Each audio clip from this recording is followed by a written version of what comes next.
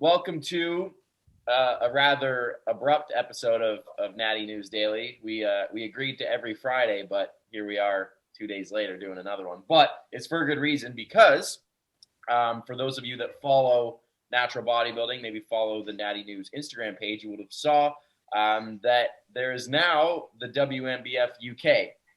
So on our first episode that we did a couple days ago, we talked about the recent split between the UK which used to be the affiliate over in the UK to the WNBF. So you would compete in the UK and work your way up to the WNBF.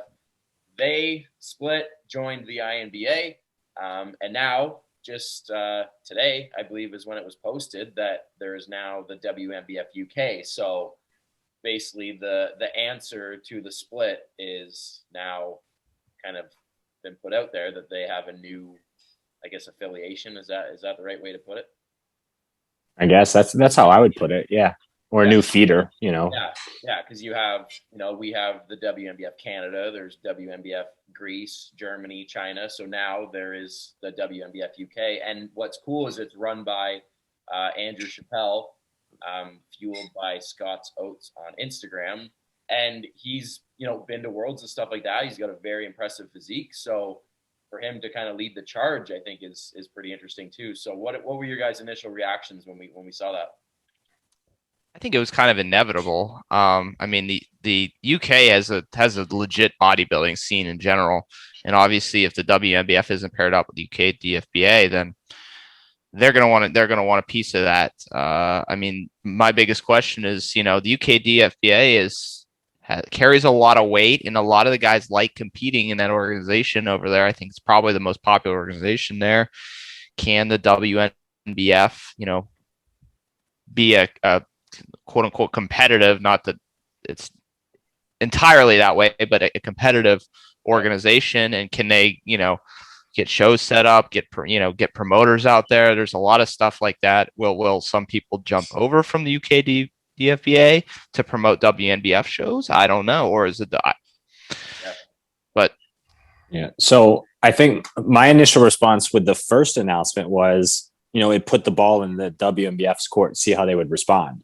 And this was an immediate response, which probably, if you look at the article they posted, the UK WNBF was formed on April 9th, technically. So they're releasing the news now, but it's been formed for a couple of days. But you don't just, form an organization like that on the day. So they've been planning this for a little bit. So there probably was some knowledge behind the scenes that we won't ever know that this was coming. And they kind of preemptively were working on this behind the scenes. So yeah. I mean, there was probably like a contract termination date that they kind of knew was coming up and had plans, whether it went this way or this way. So yeah, so I think this answered one of my big questions. I was talking with Brett and I said it's going to depend on who goes where, because the amateurs will kind of do, for the most part, at least in the US, it's, let's do a couple shows that are local until we get our feet wet and then go and figure it out. But like the mid-level to upper tier guys are going to follow the other top guys. So it's like, all right, Ben Howard said he's sticking with the PNBA now with their new affiliation. I believe he said that, right? I'm not speaking wrong. Yeah. So it's like, all right, so there's one of the top guys going that way. What are the rest of them going to do? Well, now we've got Andrew Chappell there saying, all right, I'm sticking with the WNBF. So you have this divide now. Yeah. Now everyone gets to pick. So the onus is now on the athlete. They have the options. The PNBA the whole time, one of their arguments was, we wanted our athletes to have shows. The WNBF is so far away. They get one local show and then they have to go to the States. Well, now WNBF has kind of already countered that. Yeah. Now, how they set things up is going to be interesting to see for sure. Yeah. And I mean, like we touched on it last podcast, but like as a bodybuilder, you're really not tied to an organization necessarily. I mean, certain guys will probably be a little more loyal, but like, you're not tied down by a contract. Even as like a pro, you're not really tied down by a contract to a specific organization. So I think you'll see a lot of people cross compete. Maybe, I don't know. That just kind of came to mind. What do you think? Yeah, it'll be interesting to see how this year plays out, right? Because I think you're right there, Dan, that you're probably going to see a few people try both, right? Because the UK DFBA obviously is established, and they said a lot of their show structure really isn't going to change. So athletes kind of know what's going to happen there. But with the the UK WNBF now, okay, how are they structuring things? How do the shows look? How's the lighting? How's the production? All those things come into effect. Oh yeah. If you're an athlete that, whether you're a pro or an amateur, maybe I will try both and then make my decision and then go from there, right? Because, like we said last time, both the WNBF and the INBA, they have their pros to them, right? And what, why you may pursue one or the other. So I think it'll be cool to see, like, who kind of lands where.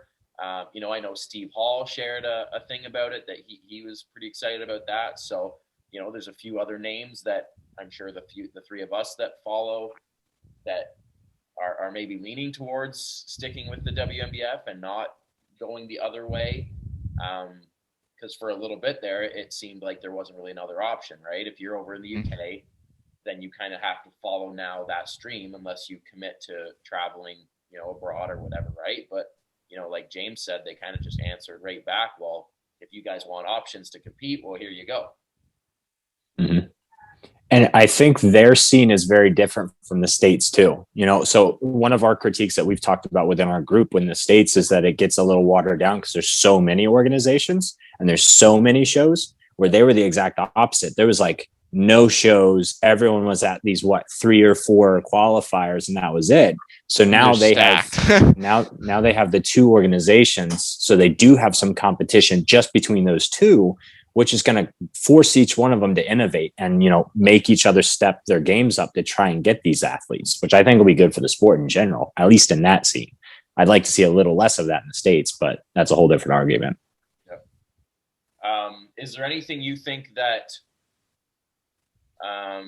I guess the WNBF could do to ensure that they keep a lot of the athletes that they had, or do you think it's just going to be very much based on, the athlete's decision at the end of the day, what they want to do? Like, is there anything, if you were in that crossroads, I guess you could say, what would maybe drive you to do one or the other? I think they need to make sure that they establish good networks and good connections of people who can promote shows in the area. I think as the WNBF, I think that's like key.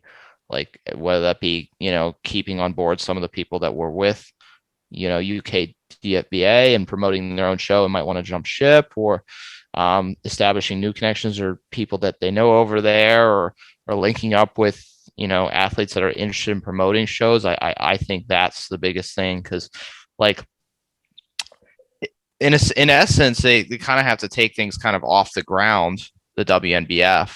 I mean, they've certainly got the platform and the resources, I would imagine, to do so as arguably the top natural bodybuilding organization in the world. But it still comes down, you got to execute that and do that. And even though, it sounds like the WNBF has been kind of seeing this coming, so to speak. I don't know to what extent. They've still got to get things going quickly.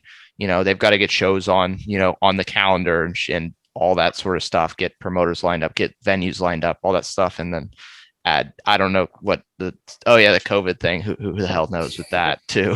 So especially over there. Yeah. I don't know. I've heard things are still like crazy lockdown there. Well, their gym is actually open. I think it's like this week. That's crazy. Good. Yeah.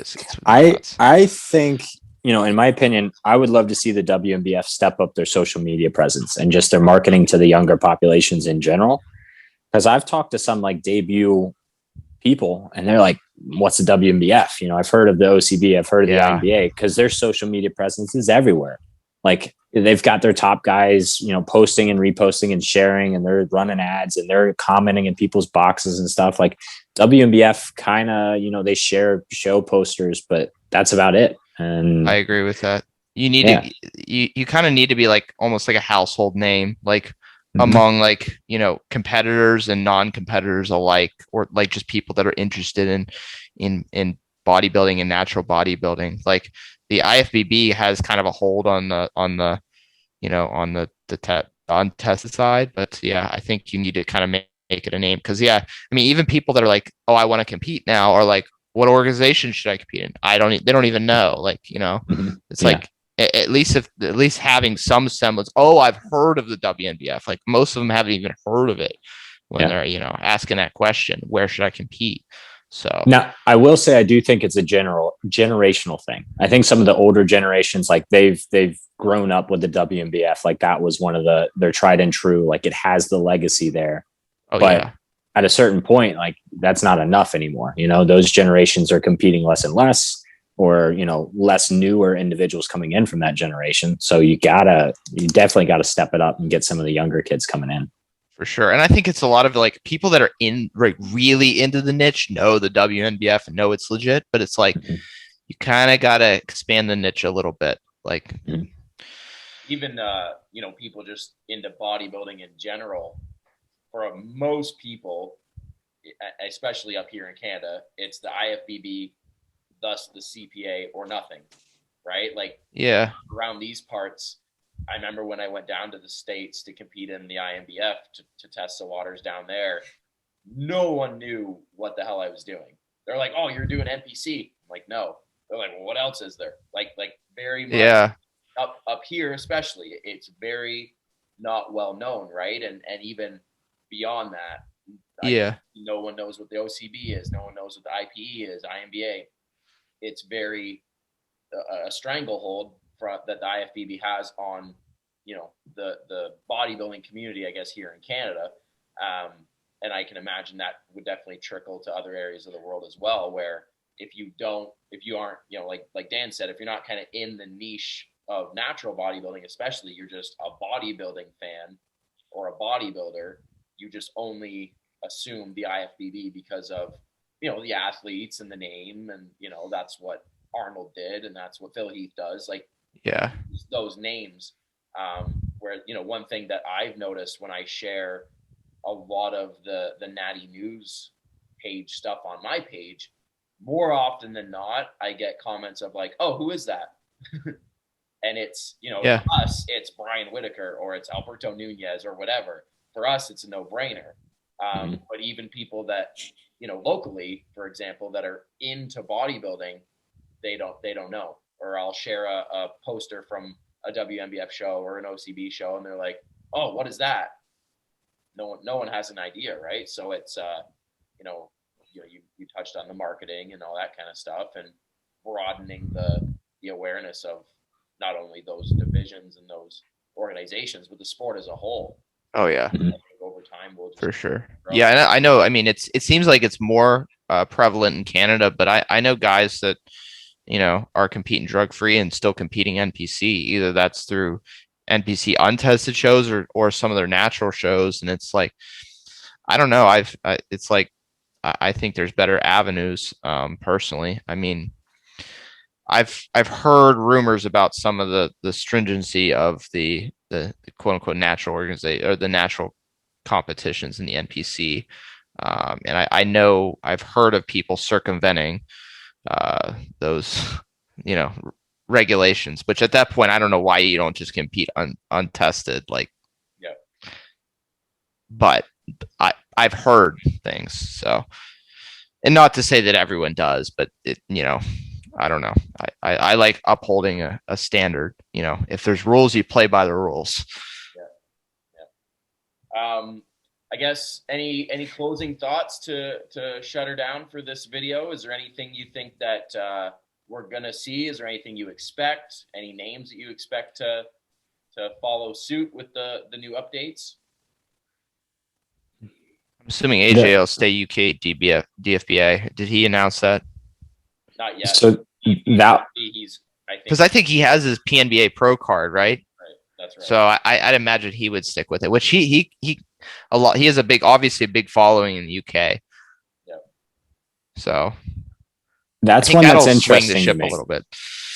That's definitely one that's interesting to me. He does have a huge following. He trains a ton of athletes, and he coaches like every coach for every single other person if you trace it back. But if you remember originally, he was kind of, I don't want to say bummed out, but he did the INBA show as a secondary show when he couldn't do didn't get the placing he wanted. And then it was like, I got this, but I still want to do WNBF. Well, then the WNBF was taken away. He's given this great opportunity now to be kind of, I don't know what the word I'm looking for, like kind of be that new generation coming into the PNBA. But it's like, is that I didn't finish the job gonna haunt him? Is he gonna feel like he needs to at least try for the WNBF one more time and then decide? I don't know. I wouldn't be surprised to see him do both then. Like I said, you're not really tied either way. So I think if he has a little bit of a chip on his shoulder, I mean, I don't know AJ personally, and Leroy, you've talked to him a handful of times, right? Yeah. But I think he's going to carry that, and I think I have a hunch that he would compete WNBF too, and just do both. Mm-hmm. Yeah, it'll be interesting. Like like you said, I've talked to him, and I'd like to say in some form or another we're internet friends. And he had said, after he had won his pro card, that like James said that in YouTube videos and stuff like that, he made a comment that I did this, I'm happy, I'm proud, but it might not be exactly what I wanted, which is fair, right? If I was in that situation, I would probably be the very much same way. But I did ask him that, when the shift happened, does that mean you are no longer pursuing a WNBF pro card? He did say yes. So now maybe at that time, this recent WNBF UK wasn't even like, maybe it wasn't known to himself and other people over there, right? That's very possible. Didn't know about it till today. Because when you asked him, it might have been like, at that point, it might be, well, you have to travel to the US to compete. And it's right. Like, Oh, it'll be interesting. There's a lot of, guys, or our generation, that will probably, like we said earlier, test out both and see what happens and see where they land. What's the level of competition? How stacked are the shows? What's the standard like? And then you go from there, right? There's a lot of other factors in the world right now, like the virus and, do shows happen? Are gyms open, right? Like this will be kind of a, maybe not a 100% accurate year to gauge the effectiveness or the validity of, these shows or these new divisions and stuff like that, but it'll at least give you an idea of what's kind of popular and what people see value in. For sure. Yeah. But I think you got a lot of people itching to compete too, though. So maybe it is a good time. I don't know. Yeah, that's probably a lot of it too, right? Like people probably just want to see the stage regardless of what stage it is at this point, right? Like if there's, a UK DFBA show and then I can do a WNBF UK show 4 weeks later and then I could go to, wherever to do a PNB, like maybe just bang them all out, right? Like the three of us have talked about, with our journeys, trying out a few different organizations and just seeing where you land, seeing where you place, feedback from all the judges, like that'll all come into play, I think, and seeing where the athletes land. For sure. Yeah, fair analysis. I like it. All right, people. Well, if you enjoyed this impromptu episode, please give it a like, subscribe to the channel for future episodes, and don't forget to follow the Natty News Daily Instagram page for even more updates. And as per usual, we'll do these every Friday, but we couldn't miss out on this opportunity to get this episode up. So thanks again. All our social media is linked down below, and we'll see you guys in the next episode.